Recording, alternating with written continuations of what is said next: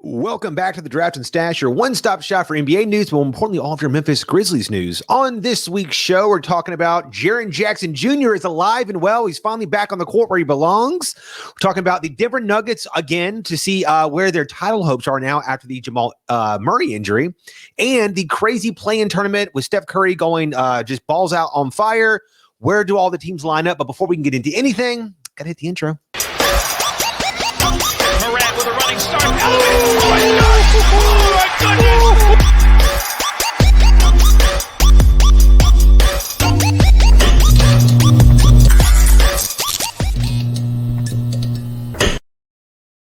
Jaren Jackson, the man, the myth, the legend, is finally back. First impressions, what did you think upon him hitting the court? Oh, man, it was just good to have him back, honestly, man. It was. Good to see him out there. He hit his first three. It was a little shaky. Went like as high up on the backboard as it possibly could before falling down. But, you know, he hit it. I don't know, man. It was just good to have him out there, even though we lost. It was probably one of the worst losses of the season. We'll get to that. But it was like a silver lining because, you know, he's back. And not only that, he looked pretty good, man. Yeah, I think it's kind of well known that the Grizzlies have been holding out people on these longer injuries to make sure that they were like fully healthy. So it's pretty cool to see that, you know, he moved really well. I hope this isn't that shaky for everybody to sit here and look at. I also apologize to anybody watching this video. The screen is mirrored. That's why it looks a little funny. But I mean, like Jackson had, I think the most impressive thing to me, not this dunk coming up, but him in the paint, man, like him on defense. He turned away so many shots. He had 4 blocks. He was right back to like turning away guards. I mean, like there were just so many moments where it's like, oh my God, I missed all of this. Hopefully, of course, you know, he wouldn't be Jaren if he didn't have 5 fouls. So, you know, hopefully he can get settled in once he's playing next to Jonas and he doesn't have to play like, you know, versus the like 5-man matchup. What were your thoughts after the game?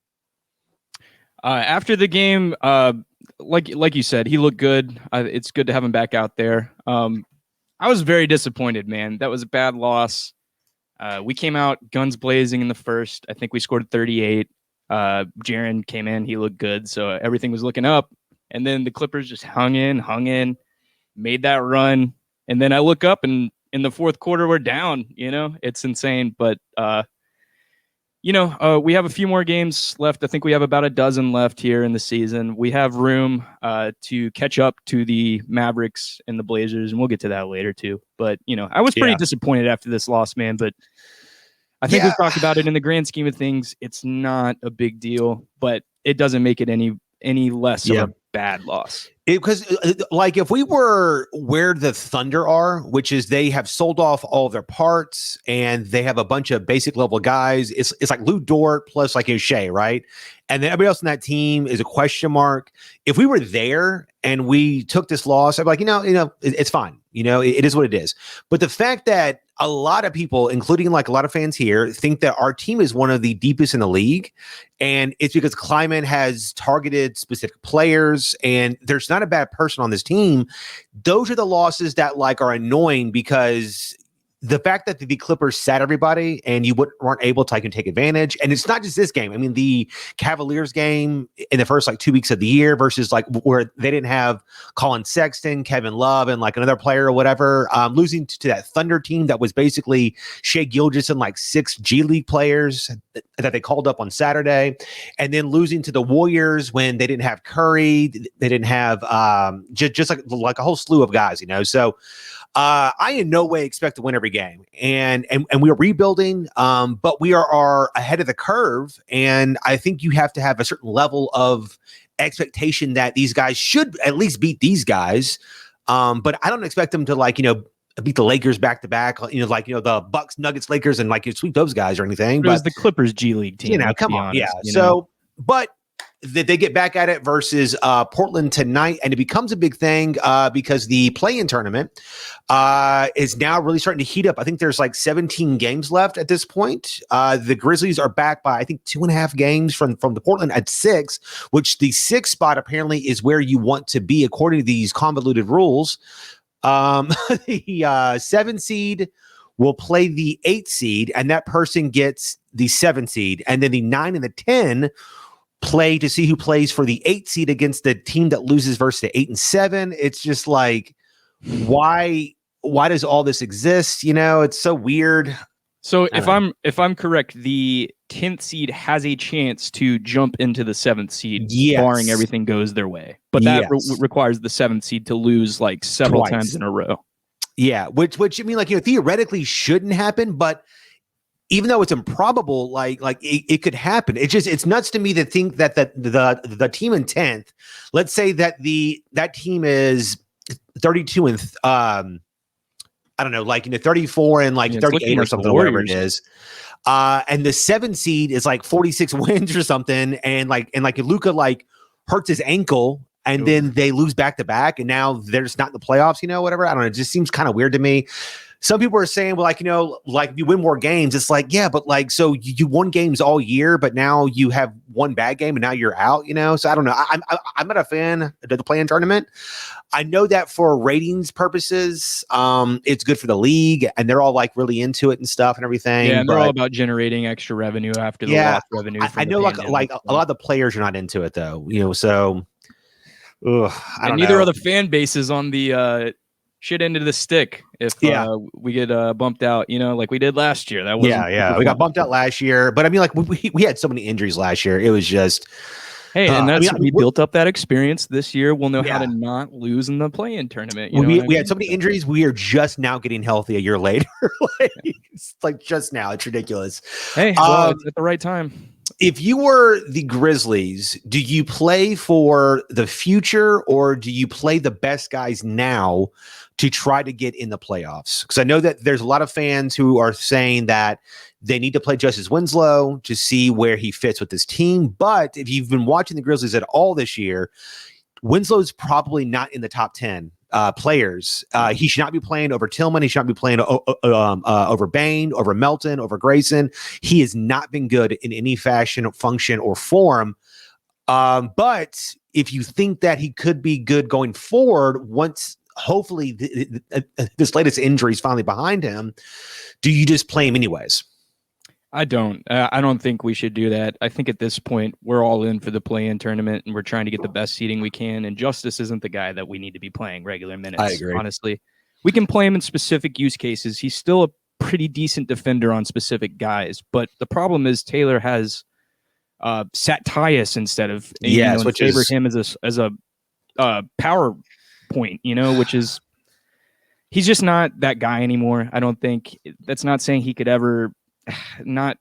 He might get back to that, but right now is the time to win. We need to get our guys in there that are healthy. Jaren's back. We need to get chemistry built up with him before the play-in tournament.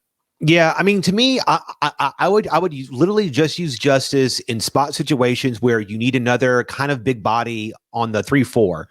I would not bring him in to play point guard, especially over Tyus, who has the highest assist to turnover ratio for the 3rd straight year. Like, why are you sitting him, who's been such a constant calming factor on your bench, for a guy who has no offensive capabilities?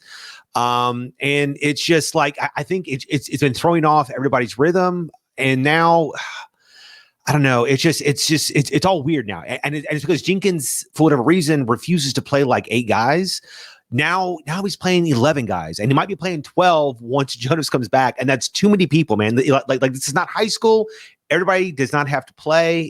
He needs to hurt a few guys' feelings and go with who's best here or whatever. But there's a chance that, maybe the higher ups are telling him that he has to play Justice Winslow. And that maybe they don't think that this year is that important. If that's the case, do you think that it's okay?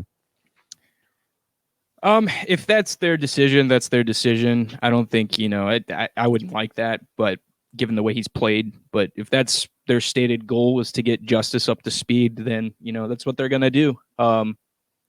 Personally, I don't see it working out. I think Justice has been a failed experiment up to now. Whatever.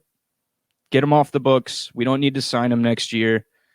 I don't know. It depends on really what they see in Justice, and if they see him as part of the franchise moving forward, which I honestly, if they do, they're seeing something I don't. So I don't know. It's like I think it was a big home run style swing. It's a miss. Just take your loss on it. It sucks, but you can use that money to put people elsewhere, or just save that money, keep building with the current roster, and have cap space to sign everybody, as well. that's what I think we I should also do. Just probably don't keep think that cap space. Yeah, I don't think that they thought that Melton would take such a jump this year. Exactly. But he has proven he's shooting 45% from three on like 5 attempts a game. He's worked his ass off. He's 6'4", very athletic, great at defense. He does everything on the court. I think he could easily be like your like third or fourth best player on this team. I think it would be nice to get another blue chip prospect, which I assume they'll do in this draft, maybe even trade up. And I think if you can get like a Moses Moody, then I wouldn't even worry about like free agency. If it was me, I would trade up a little bit and like try and get like another top 10 guy here or something. But where do you think that they end up in this playing style stuff? Well, I've thought about it a little bit. I think the absolute floor is the 9th seed, which would suck.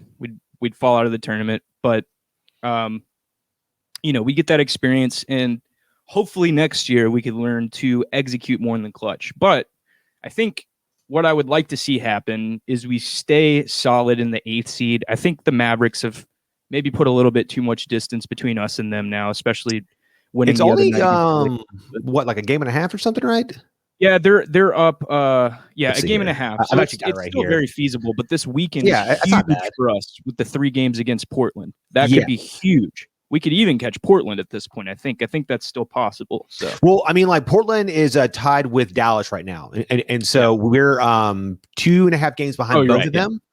So we could theoretically beat them, and then both us and the Mavericks both jump them, and then Dallas goes to the 6, we go to the 7. And I'm telling you, dude, with Jaren and fully healthy, I'm not scared of any of these teams. I'm not scared of the Portland. I'm not scared of Mavericks. I'm not scared of the Trailblazers.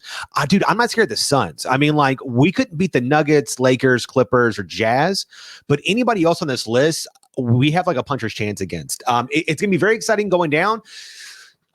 Denver might be falling back after a terrible injury to Jamal Murray. They once had title contention hope just 2 weeks ago, and we've been talking about them a lot on our previous 2 shows, so much so that we've had a couple of fans of the like in Nuggets and stuff talking in the comments. Do you think that the Jamal Murray injury could actually push them down into the play-in game tournament? Well, let's see. They're still holding solid in the 4th. They're 38-20. They'd really have to go on a slide to fall out of the tournament, or even slip to the 6th seed at this point. They're 8-2 in their last 10. I think they've played 2-3 games since Jamal Murray went down. But to be fair, they barely beat us, which, guys, we were supposed to record it a few days ago, but that Nuggets game took it out of us mentally, physically. So double overtime's awful, so we couldn't talk about it then. But they beat us by 2 points in double overtime, and it took a 50-point triple-double almost from Jokic. And then clutch 3. Just come on, dude. They only beat Portland by 1 point on Wednesday, so it's like they're winning, but it's taking so much out of them right now to do that. I don't know how long they can sustain this. Yeah, I think they'll have enough to stay in the solid seating and avoid the play-in, but it remains to be seen. And I think losing Jamal Murray, that really does kind of kill your chances in the playoffs. It really sucks. He's your floor general. He's a great scorer. I mean, you rely on him for about 20 a game. I feel like you have a capable roster, but I just don't see anybody making up that production. And, we've seen it in the games thus far. It's like they're just relying more than ever on Jokic, and he's bearing the brunt of the load, but there's only so much he can do by himself. So, yeah, I agree. I hate it because I feel like them and the Jazz and a few other teams have really built their teams the old school way of drafting correctly, smart trades, a few key guys like free agency, taking chances, and everything. And it sucks that injuries continue to hurt both of their franchises. I feel like everything was coming to fruition here for them. And then Murray going out, this might be their only window. Because there's so many other teams that are younger coming up. Unless Porter Jr. just really takes that next step. Offensively, he's great. Defensively is a whole nother thing. It's a whole nother can of worms. Yeah. So I don't know. Do you think that their window is a few seasons long, or that this was their moment? I mean, I think the real key here, it really just depends on Jamal Murray and how he can bounce back from this ACL tear. I mean, this is a bad injury, man. It's hard for NBA players to come back from this. Now, in recent seasons, we've seen players do that, you know. So Yeah. I think he has a chance to come back, provide the amount of production that he did before, or at least something close to it. And if that's the case, then I think they still have another few seasons of title contention, especially if they can keep these guys around Jokic and Murray, like Barton, look here, Gordon, you know. The Jazz will still be relevant here. The Suns, I don't think will be relevant after this year because, like, you know, I mean, like Chris Paul is what, like 35, 36. Yeah, I think he's got 2 or 3 more good seasons left, probably. The Clippers, if they can keep Kawhi Leonard and Paul George together, they should still be relevant. The Lakers should eventually start falling off. Portland's going to start falling off, but Dallas is going to start rising. The Grizzlies are going to start rising. I don't know about Golden State. They will get back Klay Thompson, but he's coming off of 2 years of not playing from an Achilles, right? And then like ACL as well. And it's just like, that's so much to rehab and come back for. I don't think he'll ever be who he was. So unless, I mean, like, does Golden State have their pick this year? I'm not sure about that. I know that they have Minnesota's pick, right? They do, from the D'Angelo Russell trade. Yeah. So no, hold on, right? Yeah. And then it's the Thunder have Houston's pick, but it's top 3 protected.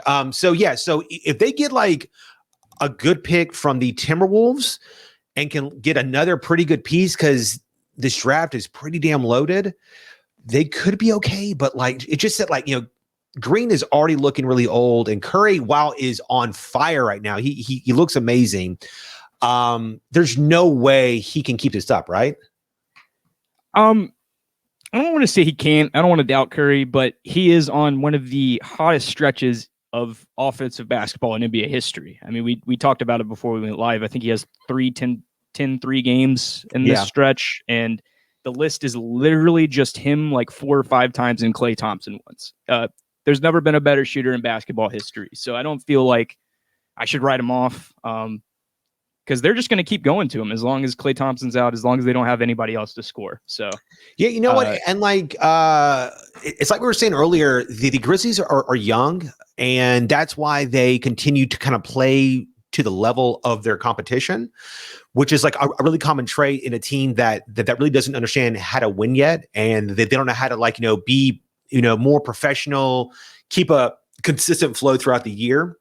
Golden State, on the other hand, is a more experienced veteran team. And with Curry playing this well, they're going to be like in that hunt all year now just because of him, while the Grizzlies could easily take a couple bad losses and then start tumbling back down or whatever. So my hope is that if we're in the play-in tournament, we don't have to play against Golden State and we don't have to play against the Pelicans. I would love to have to play against like the Spurs or something or whatever, because I'm not scared of them at all. But, you know, Curry could easily have a game where he hits like 8 or 9 threes on you or something or whatever. Just awful.